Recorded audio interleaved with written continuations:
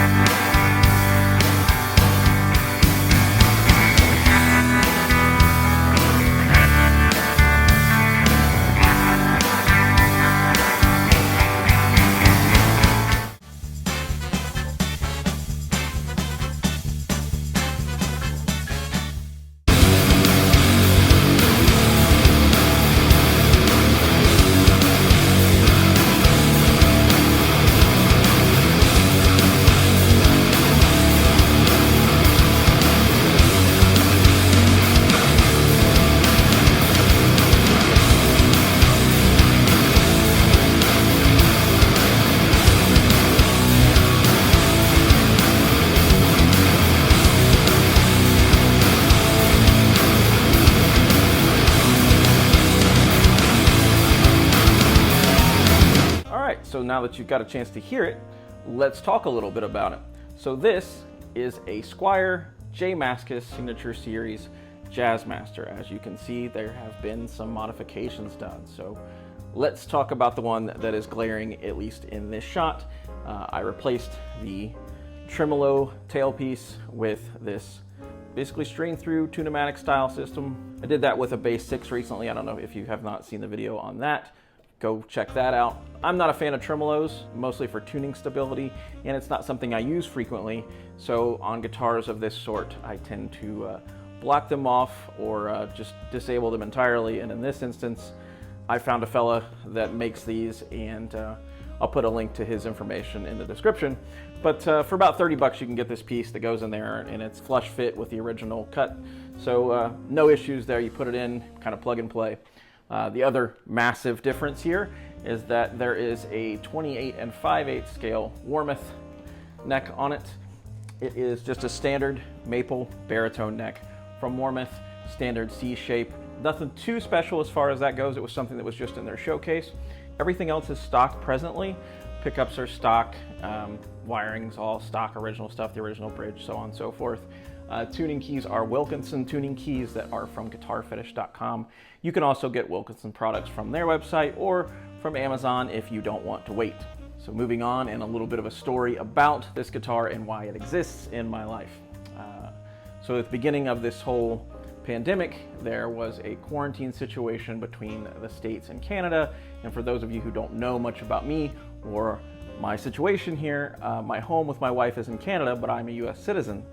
And I'm still in the whole process of becoming Canadian and all that bit.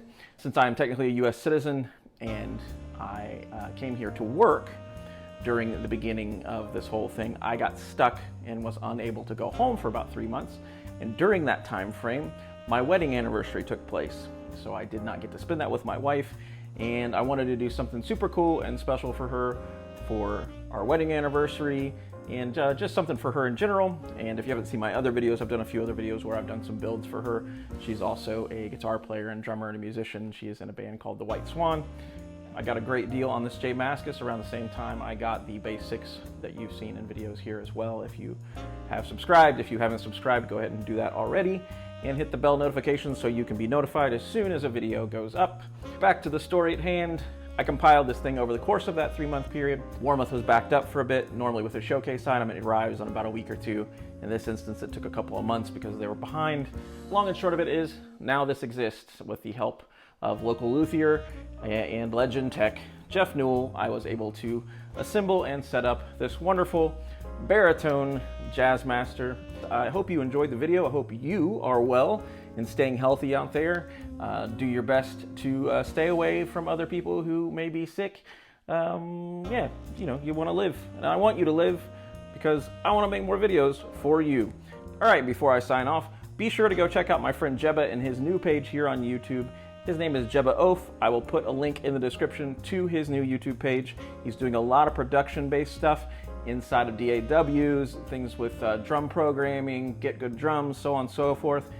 He's an incredible engineer. He has a really, really well-tuned ear for in-the-box production.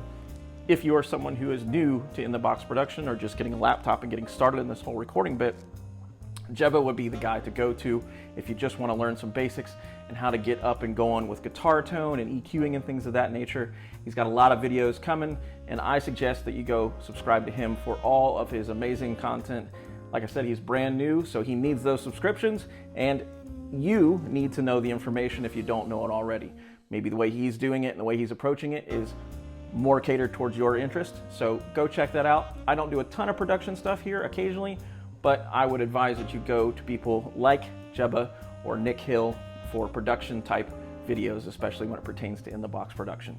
So until next time, it's been me, it's been you. It's probably that guy though, mostly that fella. It's been you, and this is Gear Stuff and Things. This is a yard, that is a plant, and until next time, bye.